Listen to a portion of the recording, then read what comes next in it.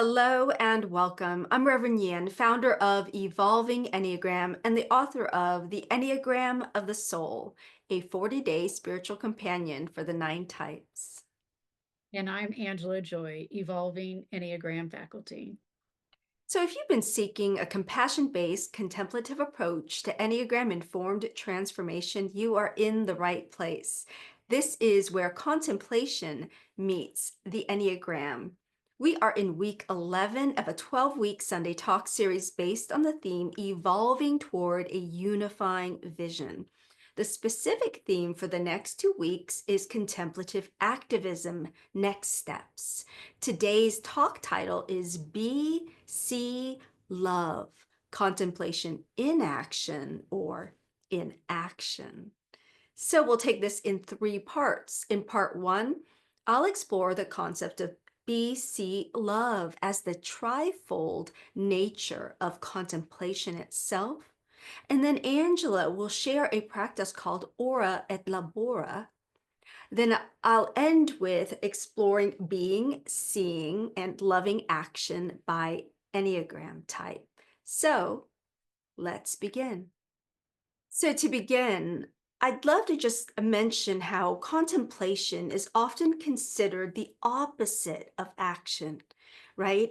And I think that's a reflection of our tendency toward dualistic thinking about these matters. The question can often be, as we frame it in our egoic mindset, should I act or should I meditate, right? But what if, first of all, contemplation itself that we're talking about when we're talking about contemplation isn't actually the practice of meditation, but rather meditation is one of many practices that help us to arrive into the fruit of contemplation itself. That contemplation is a fruit, is a ground of meditative or contemplative practices.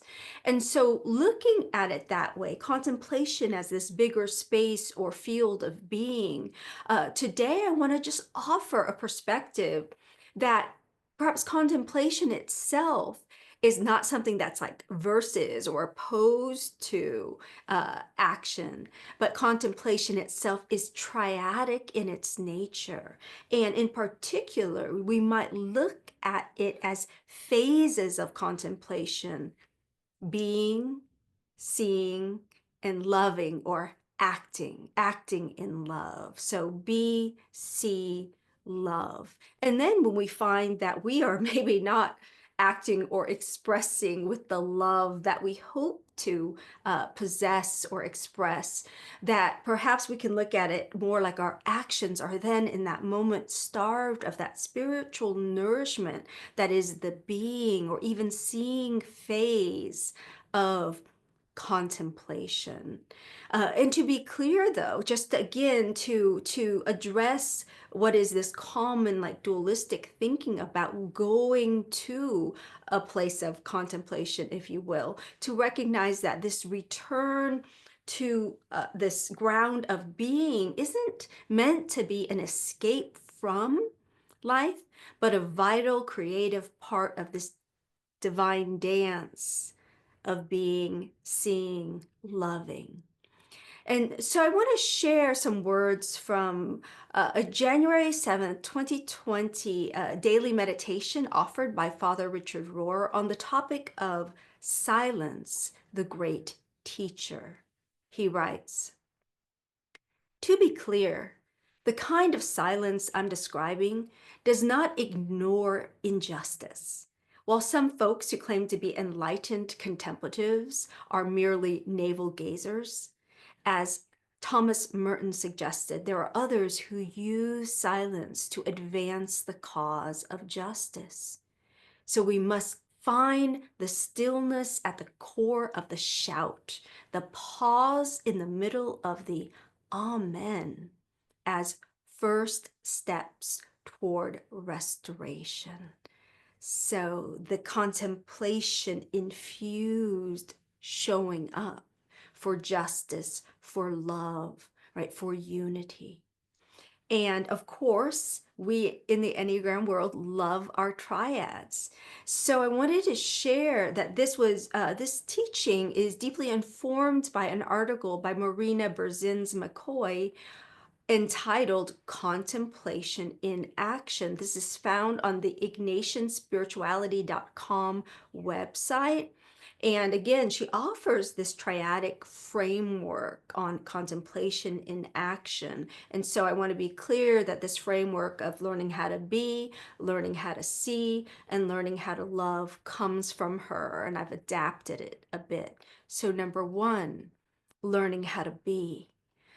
Contemplation is first about learning how to be and surrendering our very being to divine grace, she writes, and quotes from Psalm 46, 10, "Be still and know that I am God." Before I can act, I need to know that it is good to simply be, to be myself.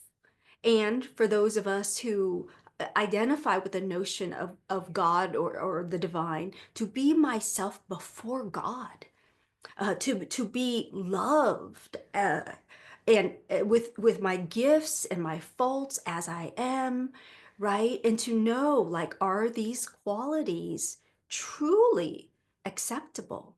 Again, my beauty, or what I consider that, as well as my messiness and what I might have even in the past called like my ugliness, like frame that. Can that all be held? So Father Walter Bernhardt said that contemplation is taking a quote, long, loving look at the real.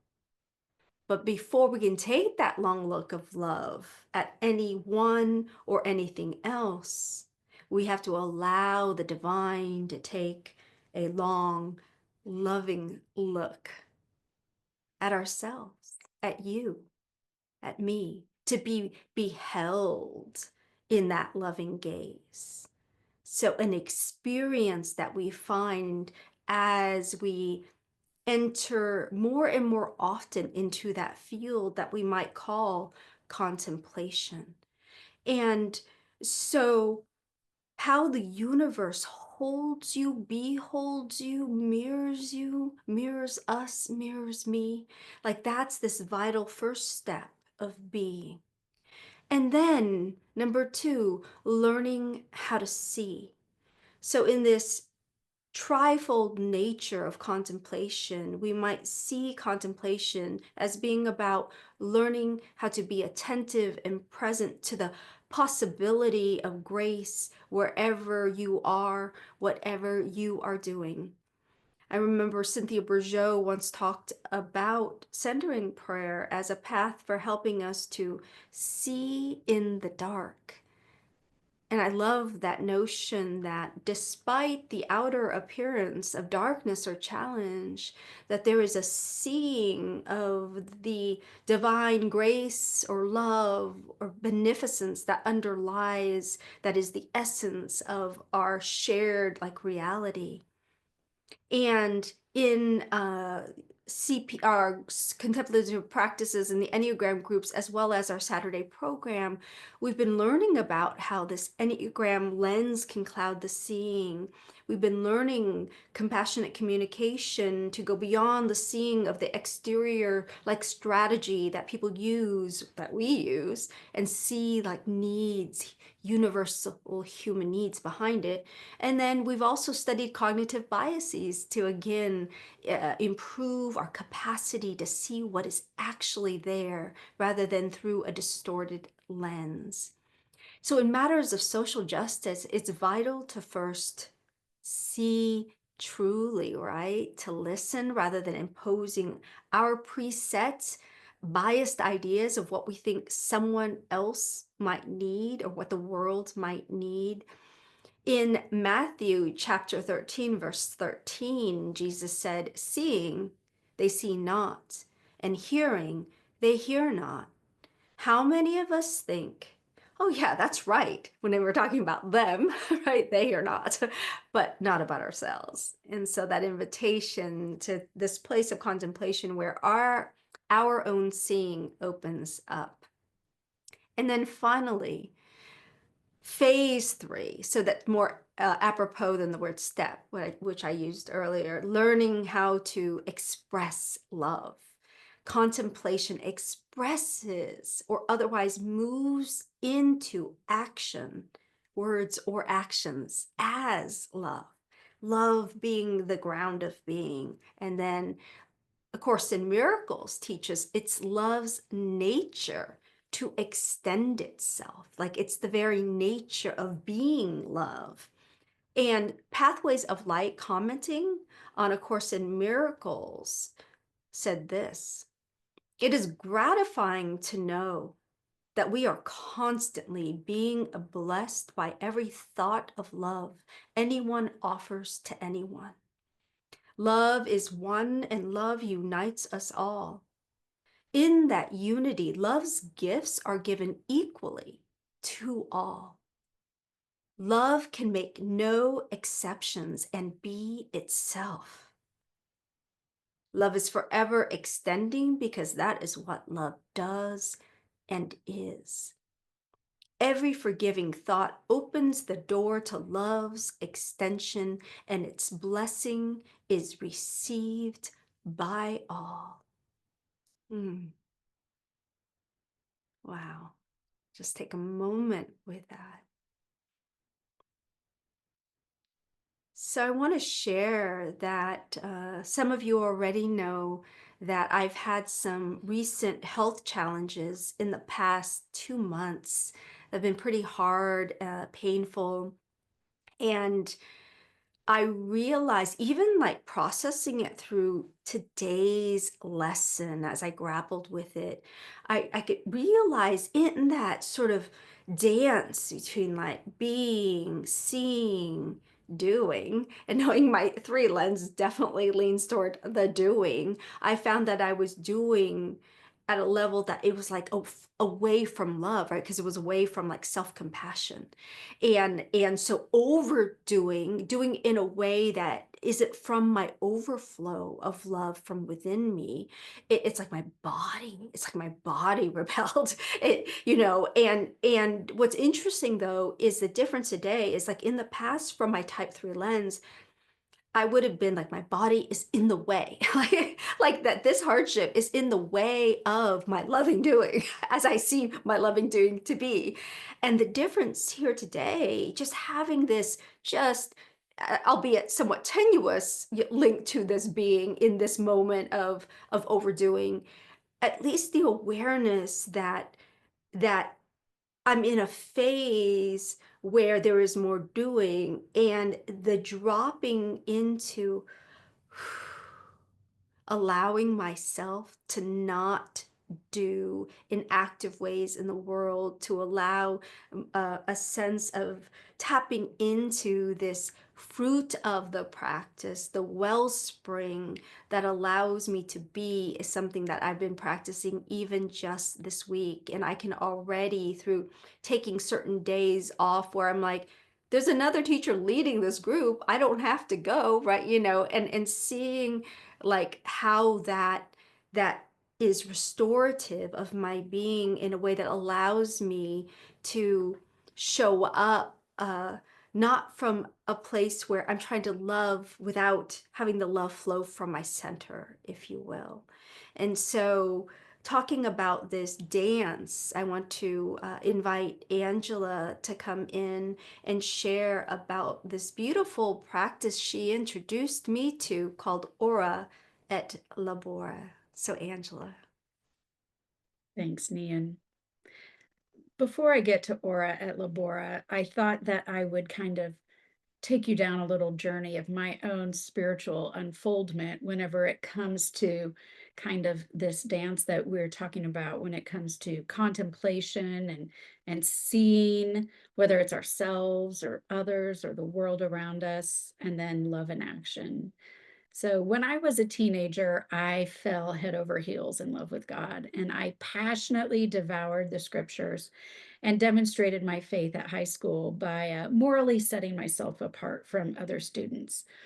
There might have been a little browbeating with the Bible, but just a little. And then when I went to seminary, I learned that the Greek word agape could be translated demonstrative love. And I really liked that because it wasn't just about feelings, it was about love in action. So, this interpretation of love really fit in well with my type 8 mentality.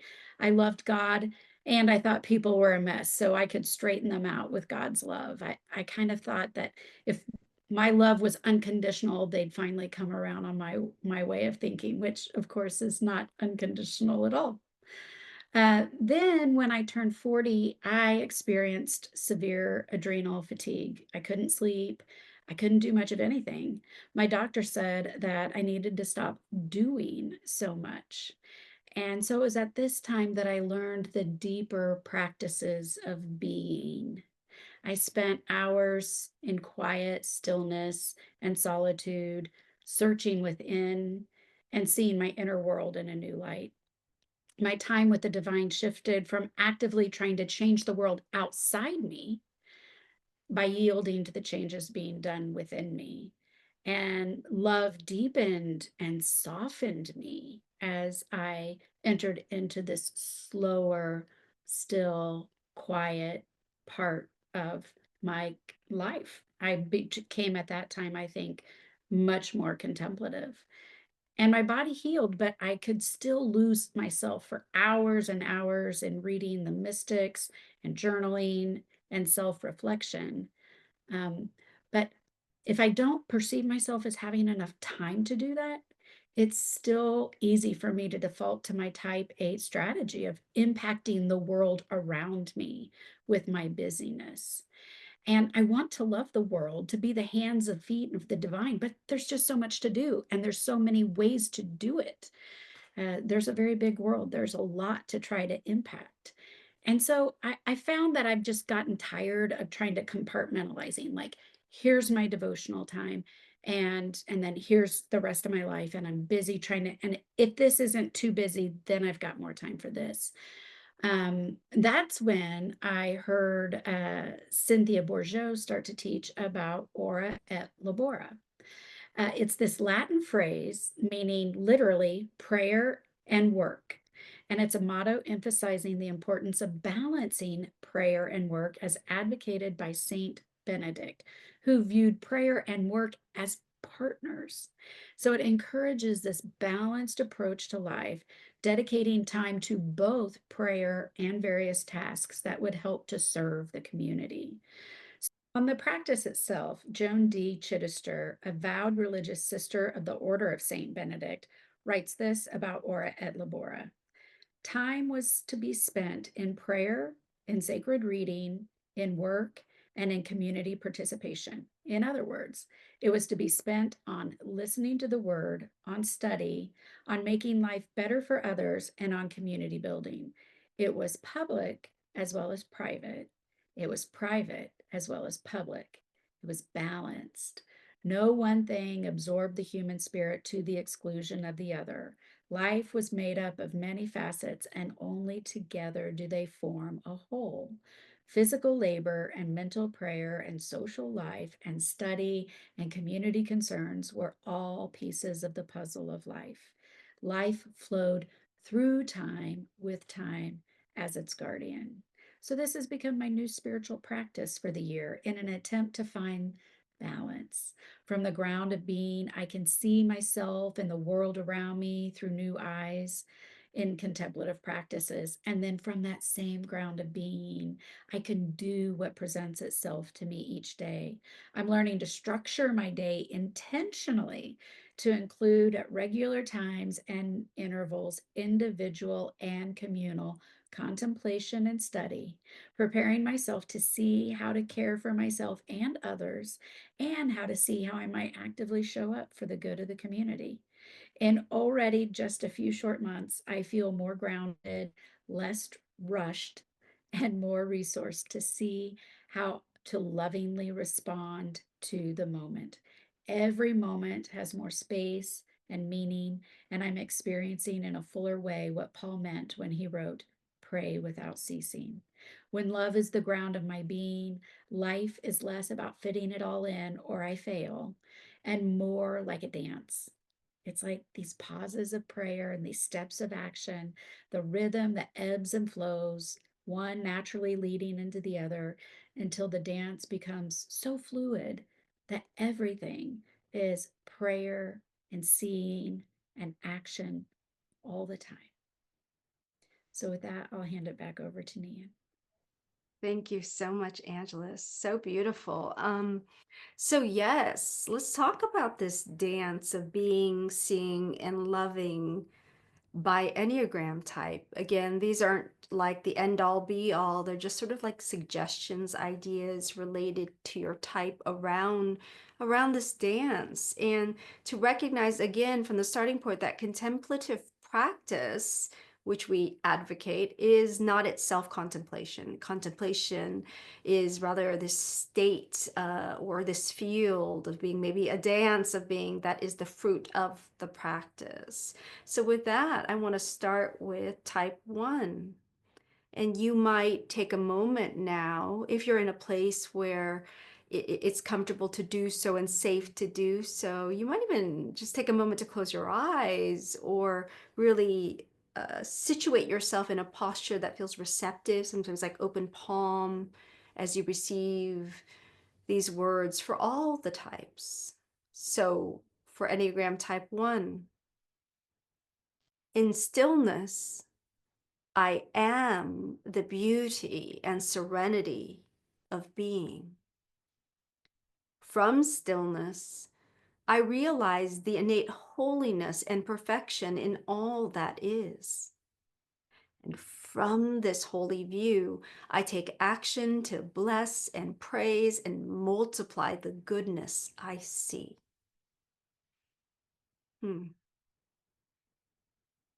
Type 2. In stillness, I am the humility of being.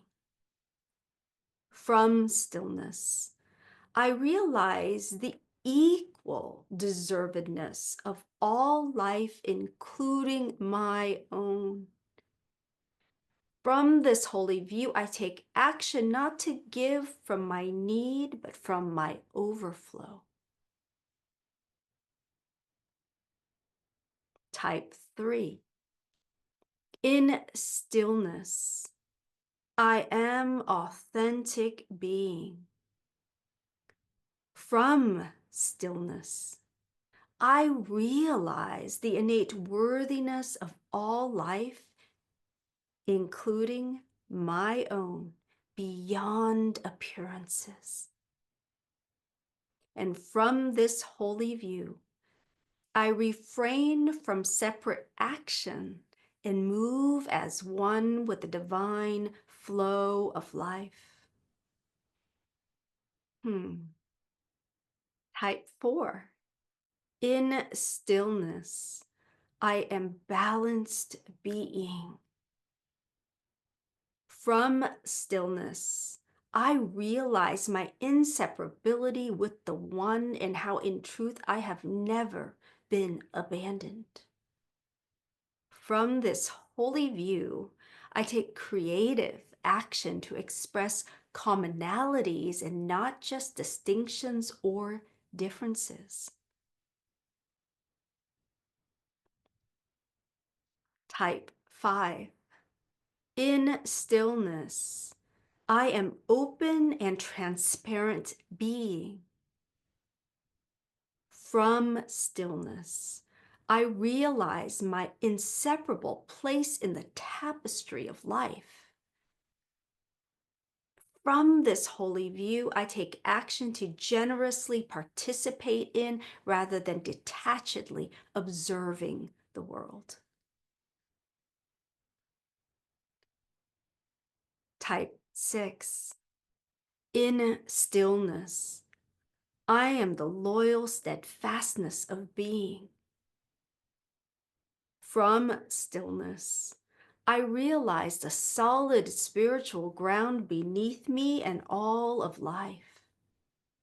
And from this holy view, I take action steps inspired by vision and hope rather than anxiety or fear. Type 7. In stillness, I am the complete satisfaction of being. From stillness, I realize the freedom found in the now rather than the next. And from this holy view, I take grounded, wholehearted action. Type 8. In stillness, I am the innocence of pure being. From stillness, I realize our spiritual unity and oneness. From this holy view, I take actions to unite rather than to divide or destroy. Type 9.